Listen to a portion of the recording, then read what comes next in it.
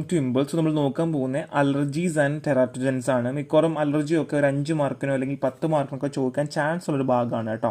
Because അത്രയും വലിയ important. നമുക്ക് അലർജി എന്ന് പറയുമ്പോൾ നമ്മളെ ബോഡിയിൽ ഉണ്ടാകുമ്പോൾ നമുക്ക് ഒരുപാട് ബുദ്ധിമുട്ടുകൾ ഉണ്ടാവും കേട്ടോ.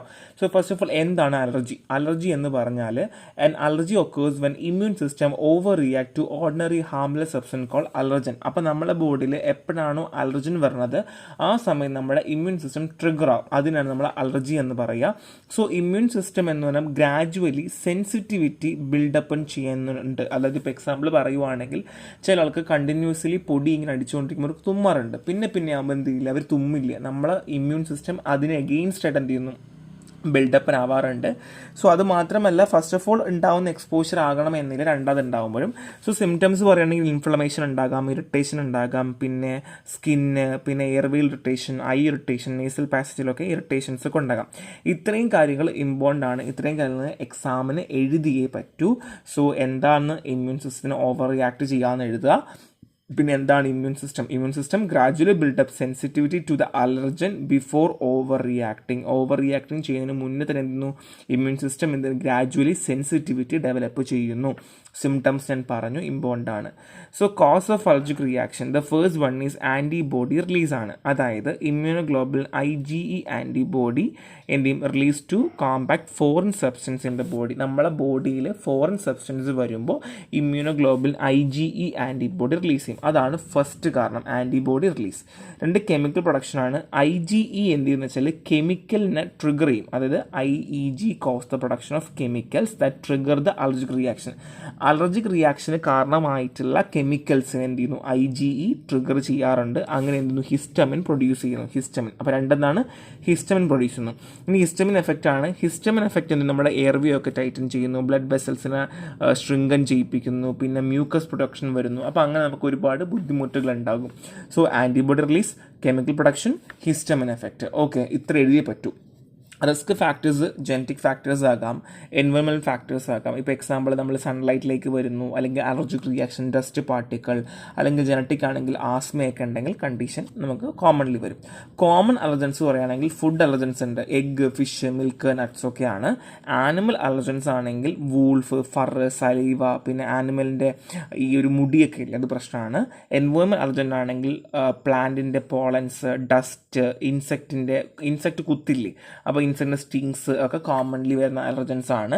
അതർ അലർജൻസ് ആണെങ്കിൽ വീട്ടിൽ കാണുന്ന കെമിക്കൽസുകൾ, മെറ്റൽസുകൾ, ലാറ്റക്സ് ഒക്കെ എന്ത് ചെയ്യും, അലർജീസ് വരും. അത് നമുക്ക് കോമൺലി അറിയുന്ന കാര്യം, നമുക്ക് അത്ര ടൈം എടുത്ത് പഠിക്കേണ്ട ആവശ്യമില്ല. മിക്കവാറും ക്വസ്റ്റ്യൻസ് നമുക്ക് എളുപ്പമാണ്.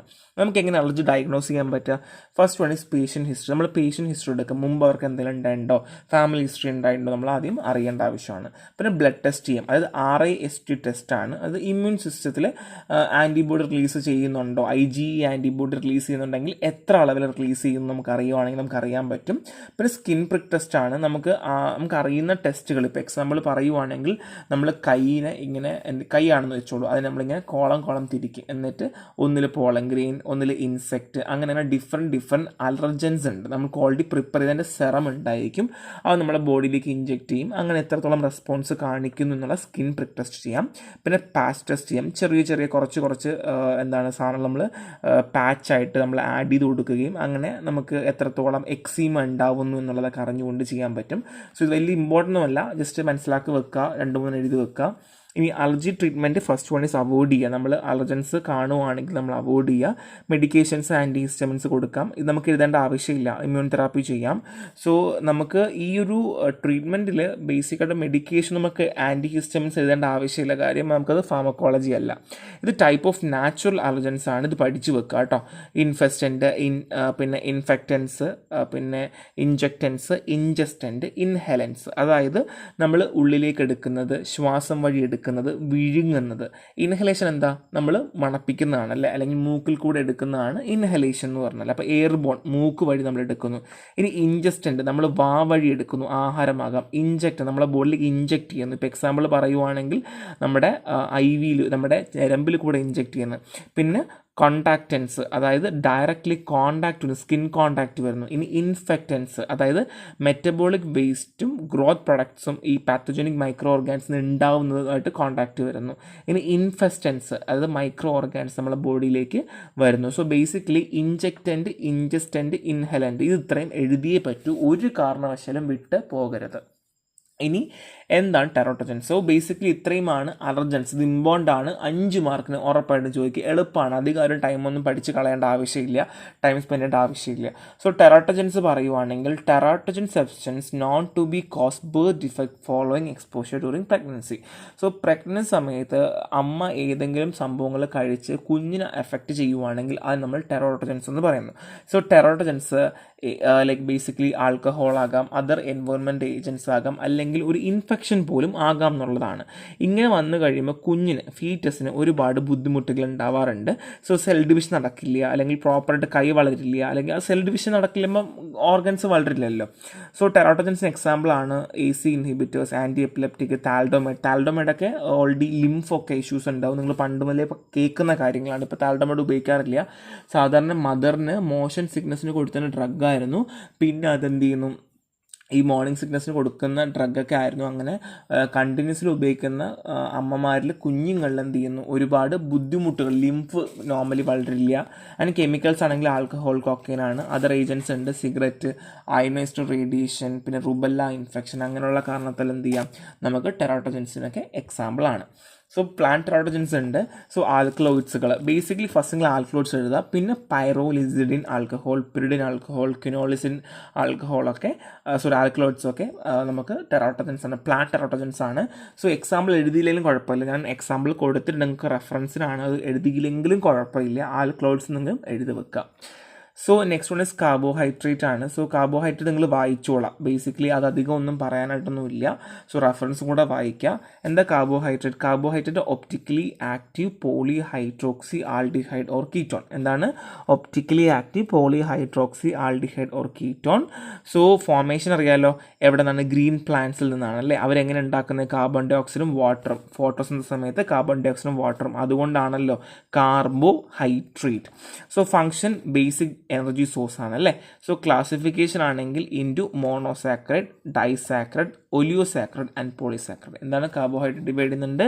Mono, di, oligo and polysaccharides. മറന്ന് പോകരുത്.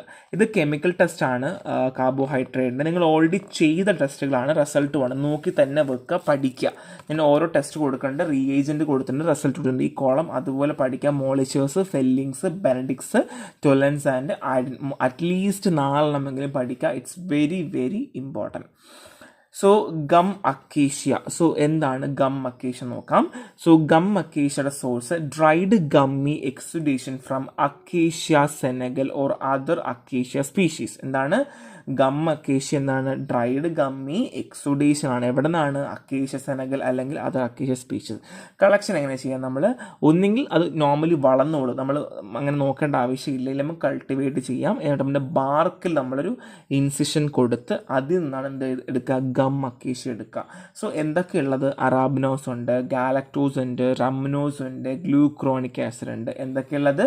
അറാബിനസ് ഉണ്ട്, ഗാലക്ടോസ് ഉണ്ട്, റംനോസ് ഉണ്ട്, ഗ്ലൂക്രോണിക് ആസിഡ് ഉണ്ട്. യൂസ് പറയുന്നത് ഡിമൽസൻ്റ് ആണ്, എമൽസിഫയർ ആണ്, ബൈൻഡിങ് ഏജൻ്റ് ആണ്. ഫുഡ് പ്രൊഡക്ട്സിലും യൂസ് ചെയ്യാറുണ്ട്. Demulcent, emulsifier, binding agent and food product. So next one is tragacanth ആണ്. So dried gummy exudate from Astragalus gummifer or other Astragalus species. ഒന്നെങ്കിൽ Astragalus സ്പീഷീസോ അല്ലെങ്കിൽ അസ്ട്രാഗുലസ് ഗമ്മിഫയർ നിന്ന് കിട്ടുന്ന എക്സുഡേറ്റ്സ് ആണ് ട്രഗകാന്ത്. സോ കമ്പൗണ്ട് പറയുവാണെങ്കിൽ water soluble tragacanthin and water insoluble bassorin ആണ്. ഏതൊക്കെയാണ്? ട്രഗകാന്തിൻ ആൻഡ് ബ്രെസോസിനാണ്. വാട്ടർ സോലബിളും വാട്ടർ ഇൻസോലബിളും. സോ പ്രോപ്പർട്ടീസ് പറയുവാണെങ്കിൽ ഇത് ജെല്ല് ഫോം ചെയ്യും, വെള്ളവുമായിട്ട് കോൺടാക്ട് വരുവാണെങ്കിൽ ജെല്ല് ഫോം ചെയ്യും. ഡിമൽസൻ്റ് ആണ്, ഫാർമസ്യൂട്ടിക്കൽ എയ്ഡ്സ് ആണ്. Throat preparation, cosmetic preparation, food പ്രൊഡക്ട്സിൻ്റെ സ്റ്റെബിലൈസേഴ്സുമായിട്ട് ട്രഗകാന്ത് യൂസ് ചെയ്യാറുണ്ട്. അപ്പം മറന്നു പോരുത്, സിമ്പിൾ ചാപ്റ്റർ ആണ്. ഫസ്റ്റ് ഓഫ് ഓൾ നിങ്ങൾ ആദ്യം പഠിക്കുന്ന അലർജൻസ് പഠിക്കുക, അത് ഇമ്പോർട്ടൻ്റ് ആണ്. ടെറോട്ടജൻസ് നോക്കുക, പിന്നെ കാർബോഹൈഡ്രേറ്റ് നോക്കുക, ആൻഡ് അക്കേഷ്യ ആൻഡ് ട്രഗകാന്ത് നോക്കുക. എളുപ്പമാണ്, ഒന്നുമില്ല കേട്ടോ. ആ ഒരു സോഴ്സ് പഠിച്ച് യൂസ് പഠിക്കുക. മിക്കവാറും അലർജൻസിൽ നിന്ന് ക്വസ്റ്റ്യൻ ഉണ്ടാവും, 5 മാർക്ക് ഉണ്ടാവും. 5 മാർക്കിന് കറക്റ്റ് നമ്മൾ തന്നിട്ടുണ്ട്, അതുപോലെ തന്നെ പഠിക്കുക കേട്ടോ. സോ നെക്സ്റ്റ് ആണ്. Thank you.